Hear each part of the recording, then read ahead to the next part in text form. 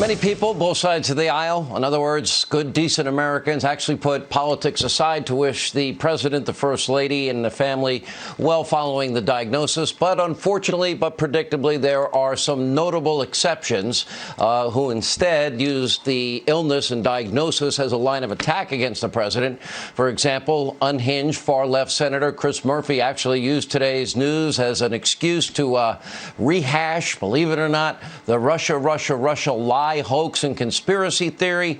Pretty repulsive, pretty sickening, but take a look for yourself.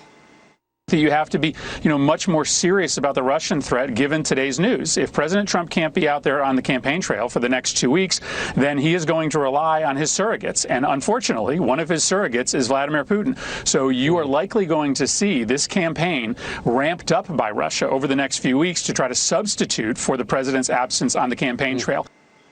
And it gets even worse. The New York Times actually published an opinion piece entitled, quote, "Defiant, Now Infected, Trump is a Morality Tale." L.A. Times following that up with an even more despicable headline. It reads, quote, "When Reagan was shot, the country rallied around, but he hadn't spent months downplaying assassins."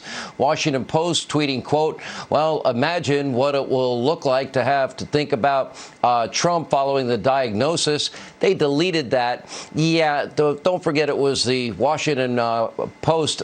They have their own history and timeline, which we've gone over. Or the New York Times, who says it's not safe to travel to China, and other dumb things these media outlets reported early on.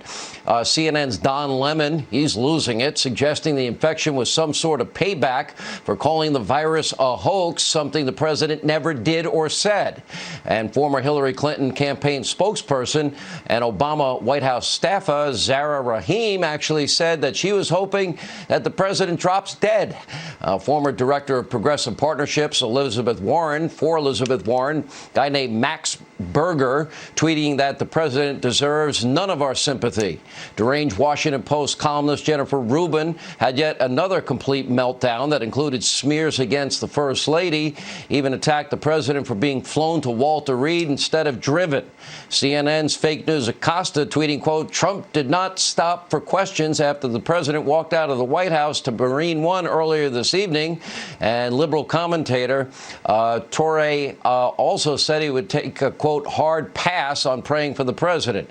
Deranged Hollywood actor Tom Arnold, oh, nice guy that he is, he actually posted Hope Hicks' phone number.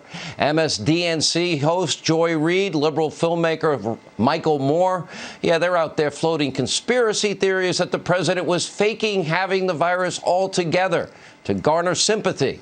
Speaker Pelosi claiming the president's attitude towards the virus was, quote, brazen, a brazen invitation to become infected. Hold on a second. Wasn't she the person telling us to go to Chinatown?